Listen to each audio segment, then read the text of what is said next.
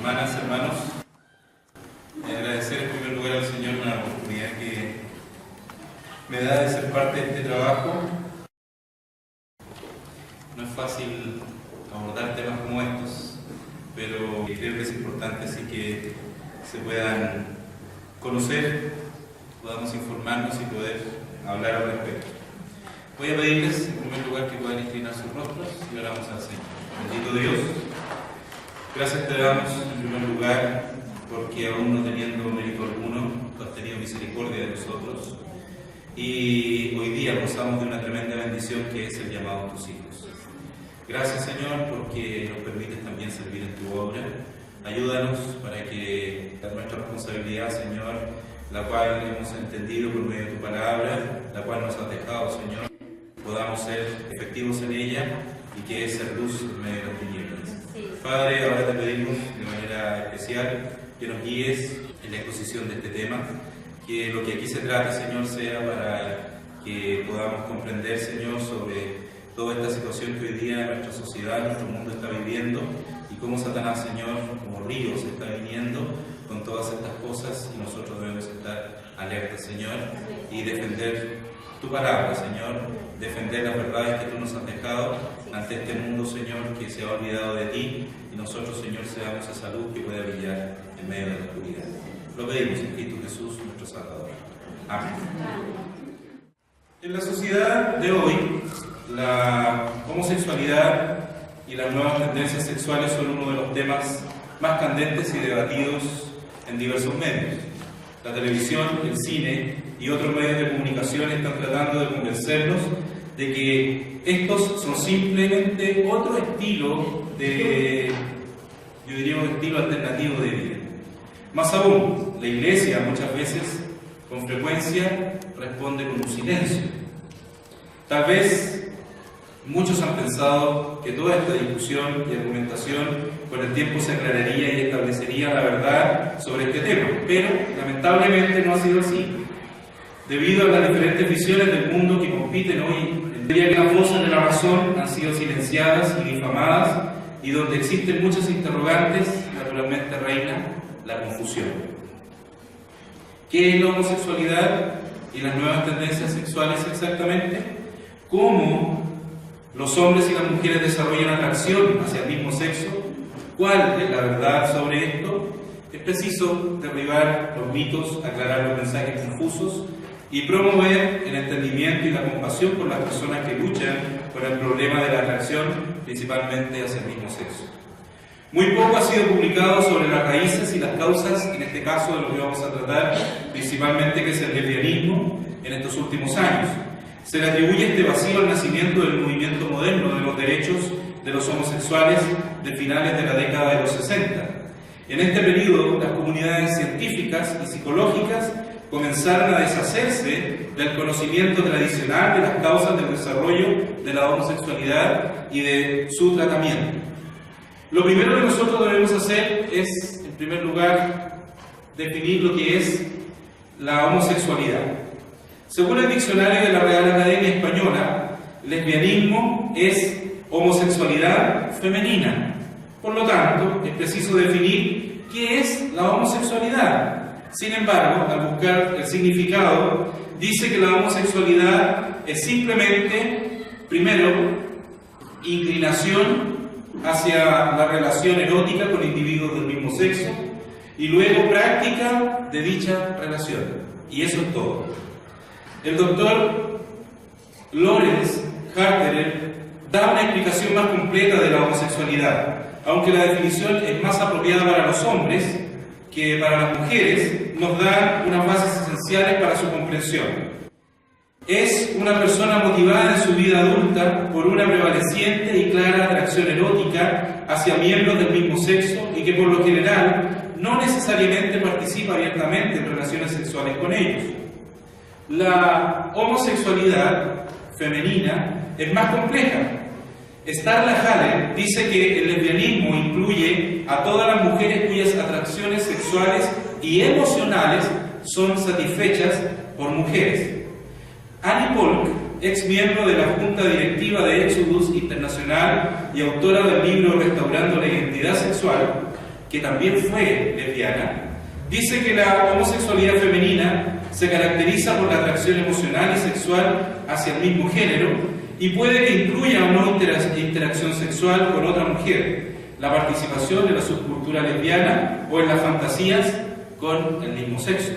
El término lesbianismo también incluye diferentes categorías de mujeres. Janie Howard, autora del libro Saliendo de Egipto, que también fue lesbiana, describe 3 categorías. Primero, existen esas mujeres que se esfuerzan por satisfacer sus deseos sexuales y necesidades emocionales a través de otras mujeres. La segunda categoría corresponde a las que no han realizado ninguna actividad sexual o homosexual, pero han buscado satisfacer necesidades emocionales con otras mujeres. Y la tercera categoría son aquellas que tienen mucho miedo a llevar a cabo sus deseos, pero recurren a las fantasías. Todas estas categorías, dice esta escritora, tienen un anhelo básico de realizar su ser, de sentirse plenas dentro de relaciones con otras mujeres, ya sean reales o imaginarias. Hoy en día existe un tema aún más complejo y se enmarca en las nuevas tendencias sexuales, un tema que trataremos un poco más adelante. Un creciente número de mujeres jóvenes están ya experimentando no solo con hombres, sino con otras mujeres. Dada la representación positiva de la homosexualidad y el lesbianismo en la cultura de hoy, existen algunas mujeres que consideran que la bisexualidad está en boga. Estas mujeres tienen una identidad heterosexual, aunque las relaciones con el mismo sexo son solamente temporales. Sin embargo, esta también es una expresión del lesbianismo. Debido a las creencias y suposiciones sobre este tema, nosotros debemos primero examinar los factores que no la causan. Hoy, la mayoría de las lesbianas no solo están de acuerdo con la teoría de que se nace homosexual, sino que aplauden a teólogos pro-homosexuales que estimulan a estos a ver su sexualidad como un regalo de Dios que debe ser aceptado, celebrado y vivido con integridad. Muchos investigadores han tratado de probar que la homosexualidad es genética, a pesar de que sus estudios son deficientes. Estos han servido para incitar más a los activistas de la comunidad homosexual, quienes afirman que esto es biológico. ¿Por qué es importante la parte biológica? Porque les provee de una defensa que dice: esa es nuestra inclinación sexual, no podemos hacer nada, nacimos así. Al huir que el deseo sexual es hereditario, o peor, que es un regalo de Dios, da lugar a que los homosexuales ganen aceptación pública, mientras que de forma encubierta ellos siguen promoviendo su agenda homosexual. Entonces, ¿quién los va a culpar? Aparentemente la, entre comillas, llamada ciencia aparece convincente en los medios de comunicación, ¿verdad? Y estos mismos se encargan de distorsionar los resultados, presentándolos como algo sólido y dando credibilidad a los investigadores. De hecho, en los últimos años, varios estudios han acaparado los titulares alrededor del mundo, diciendo tener la prueba de que la homosexualidad es innata. Sin embargo, un examen más detenido revela la verdad. Existen deficiencias encontradas en unos cuantos estudios científicos que han hecho el intento de explicar la causa de la homosexualidad. Se han realizado estudios como el de los gemelos, el estudio de Bailey sobre las hermanas y el estudio del oído interno. Sin embargo, estos 3 estudios son ejemplos de investigaciones popularizadas que intentan vincular a la homosexualidad con la genética. Estos estudios simplemente no son confiables. Si el lesbianismo y la homosexualidad en general no son un tema genético, como ellos mismos intentan demostrar, entonces es necesario conocer las causas que sí lo provocan. El lesbianismo generalmente es el resultado de 5 condiciones primarias. La primera, las relaciones entre la madre y la hija, la relación entre el padre y la hija, una familia disfuncional, luchas en la identidad del género y también acontecimientos traumáticos. Esto es en términos generales. La homosexualidad femenina no tiene una motivación principalmente sexual, sino más bien es el resultado de carencias emocionales y relacionales que generalmente, aunque no exclusivamente, tienen sus orígenes en uno o más factores condicionantes. Al examinar las causas del lesbianismo, debemos tener en cuenta que las causas de la homosexualidad son complejas y es más bien la combinación de factores que interactúan para crear finalmente esta condición.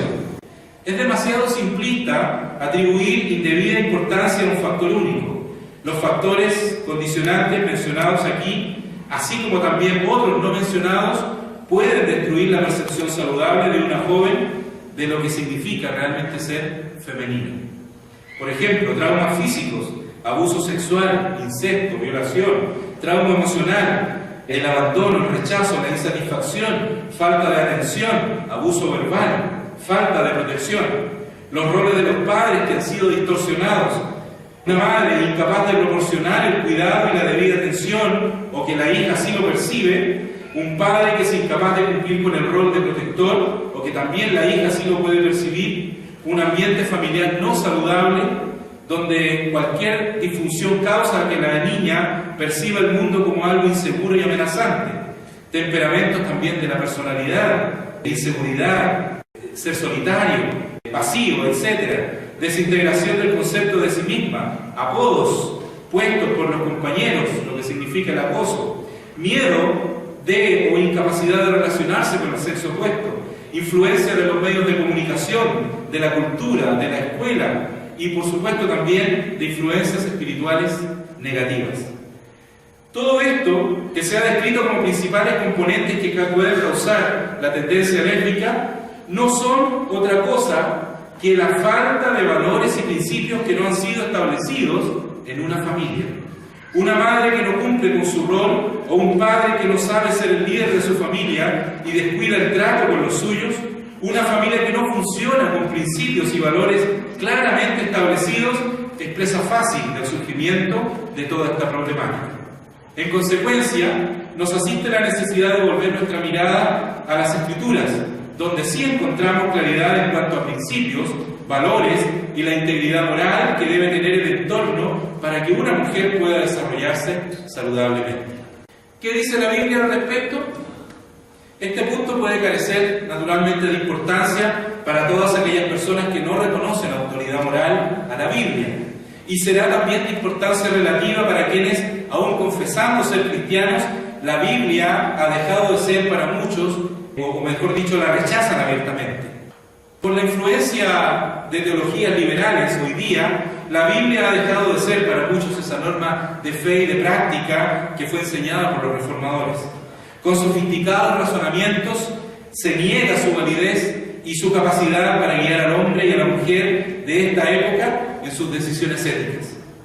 Pero la Biblia, como la palabra de Dios que es, revela el carácter moral de Dios y forma también la moral del cristiano. La Biblia tiene mucho que decir acerca de este tema en cuestión. Allí en Levítico 18:22, no te echarás con varón, como con mujer es abominación.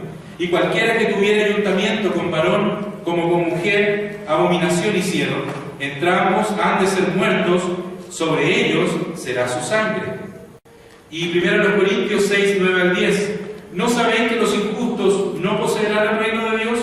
No erréis, que ni los fornicarios, ni los idólatras, ni los adúlteros, ni los afeminados, ni los que se echan con varones, ni los ladrones, ni los avaros, ni los borrachos, ni los maledicientes, ni los robadores heredarán el reino de Dios.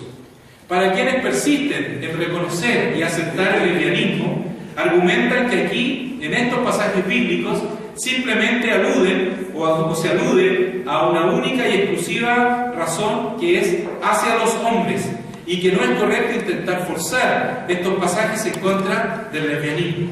Quizá a simple vista pareciera ser cierta esta afirmación, pero por favor leamos lo que el apóstol Pablo escribe a la iglesia de Roma, allí en el capítulo 1, versículos 1, 26 al 28. Por esto Dios nos entregó afectos vergonzosos, pues aún sus mujeres mudaron el natural uso en el uso que es contra naturaleza. Del mismo modo también los hombres, dejando el uso natural de las mujeres, se encendieron en sus concupiscencias los unos con los otros, cometiendo cosas nefandas, hombres con hombres, y recibiendo en sí mismos la recompensa que convino a su extravío, y como a ellos no les pareció tener a Dios en su noticia, Dios les entregó una mente depravada para hacer lo que no conviene. Con tan claras declaraciones contra la homosexualidad y el lesbianismo, es difícil ver cómo los diferentes grupos que defienden estas posturas dicen, ¿verdad?, y afirman que la Biblia no sostiene estas cosas. Pero ellos tratan de hacerlo al redefinir palabras como amor, matrimonio o sexo. Para poder llevar a cabo su objetivo, ellos incluso han tratado de sacar sus propias víctimas. Pero la verdad es que Dios creó a un hombre y a una mujer. No creó a un hombre y un hombre, o a una mujer y una mujer. Sin embargo, la Biblia, este libro es poderoso, y debido a esto es que los homosexuales y las lesbianas de alguna u otra forma tratan con frecuencia de equiparar sus fantasías degradadas con la Biblia y la agenda de ellos. Tratan de comparar y tratan de justificar sus acciones utilizando la Biblia. En Estados Unidos hay muchos teólogos pro-homosexuales que han surgido en esta última década. Pero esto nunca les funcionará. La Biblia no apoya la homosexualidad, como ya nosotros hemos visto y en las escrituras anteriores que se han leído. A diferencia de otros pecados, este pecado sexual tiene un juicio administrado directamente por Dios mismo. Dios los entregó a pasiones vergonzosas y a una mente depravada o reprobada, como dice ahí en Romanos. Esto significa que el corazón de los homosexuales y las lesbianas es endurecido por causa de este pecado. Como resultado, ellos no pueden ver más el error de lo que están haciendo. Sin estar conscientes de sus pecados, no hay arrepentimiento. Sin arrepentimiento no hay perdón, y sin perdón no puede haber salvación. También ellos han tratado de arguir utilizando las escrituras para defender las posturas que ellos tienen. Sin embargo, ellos de una u otra manera han tratado de tergiversar. En razón del tiempo, solamente voy a mencionar 3 versículos que ellos utilizan o argumentos que ellos dan para tergiversar estas cosas. El primero de ellos es Génesis, el capítulo 19. El comportamiento de los habitantes de Sodoma en relación con los 2 huéspedes de Lot ha sido tradicionalmente interpretado como paradigma nefando de comportamiento homosexual. Últimamente, sin embargo, esa interpretación ha sido sometida a revisión por esta gente.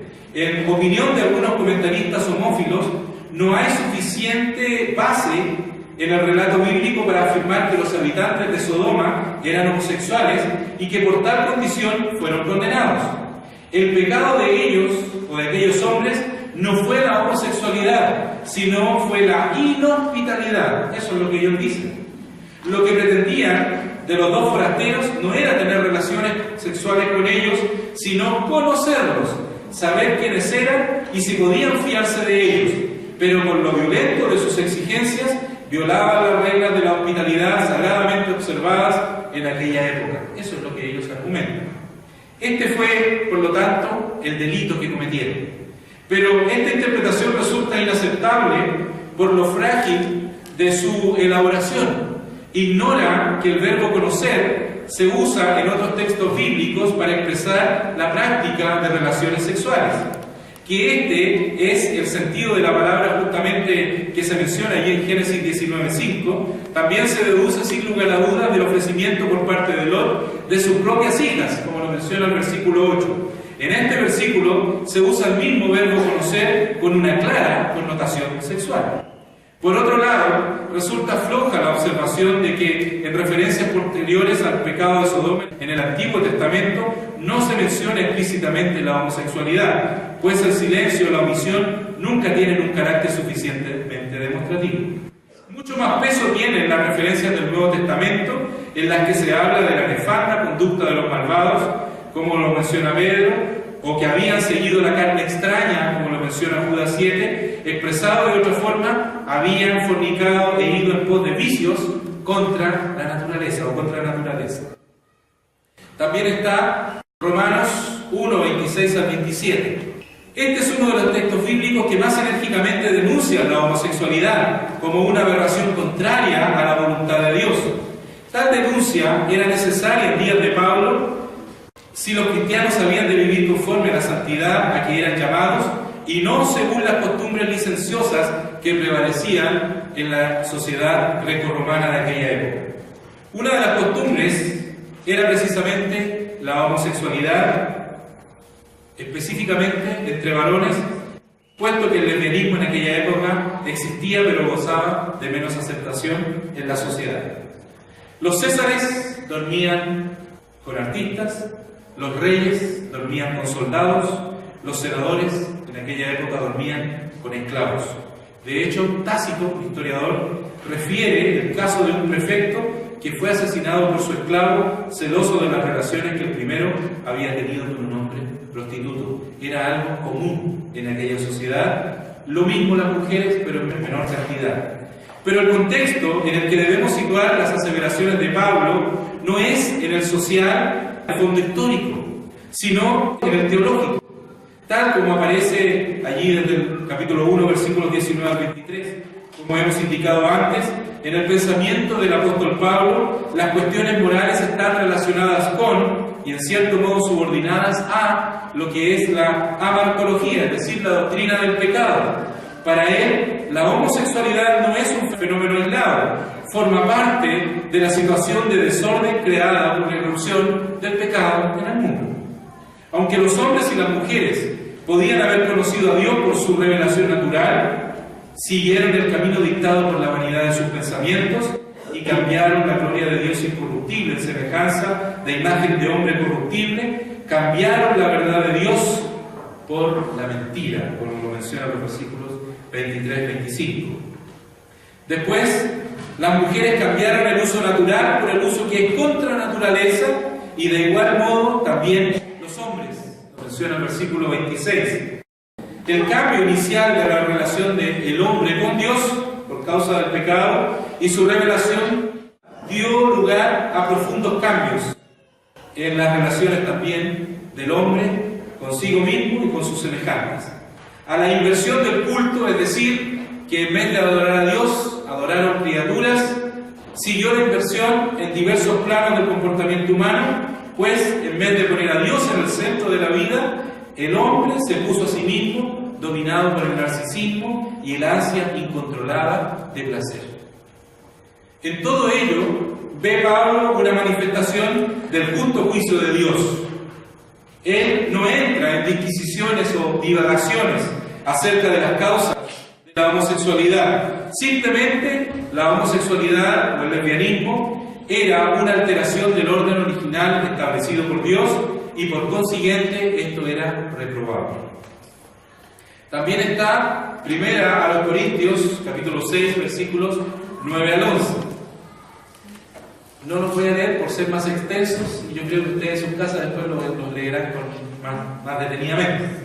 A semejanza del texto anterior de Romanos, también este debe ser considerado a la luz del fondo teológico.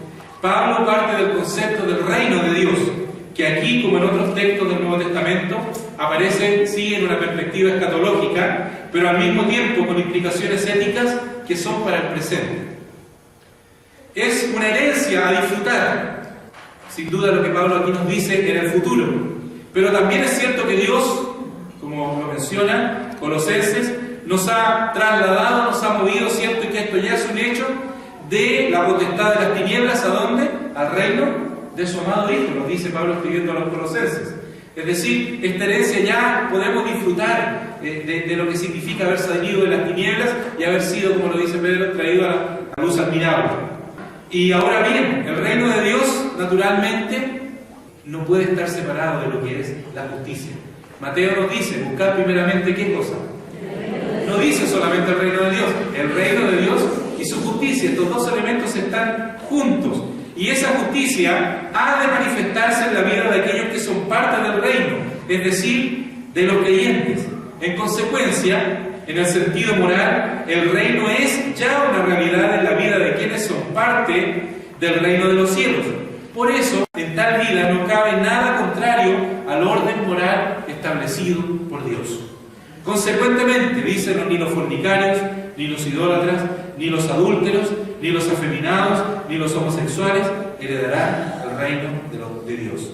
Dicho de otra forma, esta expresión de la sexualidad es incompatible con las exigencias morales del orden divino.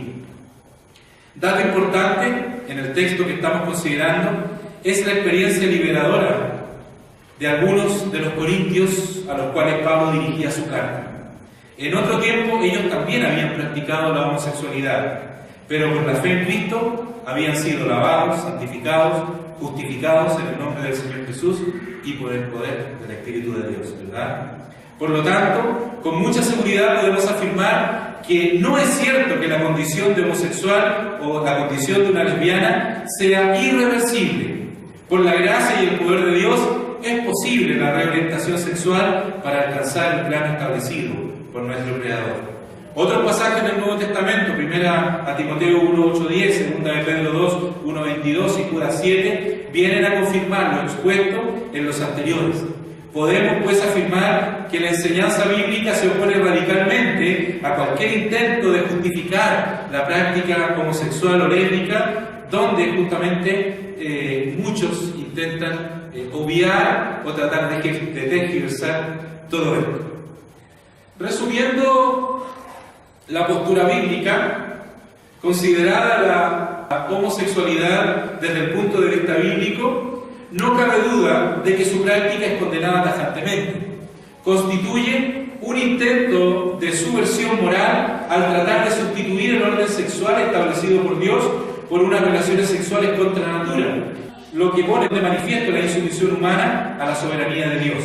Por otro lado, la Biblia no hace distinción entre diferentes tipos de homosexualidad ni señala sus causas directas, aunque la sitúa dentro del marco general, dentro del desorden causado por el pecado. Importante es no perder de vista que el homosexual y la lesbiana pueden alegar que le es imposible cambiar su predisposición, pero esto no equivale a imposibilidad de controlar esa predisposición en su comportamiento sexual. No es responsable tal vez de su constitución, pero sí lo es de su actuación. Por ejemplo, el fuerte impulso que el cleptómano tiene para apoderarse de algo ajeno no le exime de la responsabilidad cuando roba algo. También el violador podría arguir que su acto de violación sea debido a un impulso sexual irresistible, pero eso no le libera de la pena correspondiente. Debemos ser cuidadosos y evitar que nuestros impulsos nos lleven a condenar a la persona, pero nosotros debemos ser cuidadosos y no debe conducirnos a admitir, ¿verdad?, la práctica en sus relaciones homosexuales, sino a intentar la reorientación de su sexualidad. Que esta reorientación es posible, ya lo dijimos, lo evidencia la experiencia de los corintios a que nos hemos referido, que en otro tiempo vosotros erais tales cosas y nombran justamente la homosexualidad. Y de las muchas personas, naturalmente, que han sido tratadas adecuadamente. La enseñanza de Pablo al respecto es tan clara como contundente. No cabe pues la idea de que un homosexual o lesbiana practicante puede ser un buen cristiano. No puede serlo nadie que deliberadamente se sitúa fuera del plano ético dado al hombre por Dios. Tampoco cabe la legitimación de la homosexualidad arguyendo que el elemento esencial de la ética es el amor y que en muchas parejas lesbianas lo que las une es el amor, un verdadero amor, a veces noble y abnegado, que se da, a veces quizá podrían decirlo ellas mismas mejor que en las parejas heterosexuales. Quizá para algunos esto pudiera ser cierto, pero no modifica en ningún aspecto el veredicto bíblico sobre la práctica de la homosexualidad y el lesbianismo. Quizá, y lo vamos a ver más adelante, la actitud que debe tener la Iglesia al respecto. Pero una cosa tenemos que tener clara, la Biblia es tajante en todo esto. Terminamos aquí la primera parte.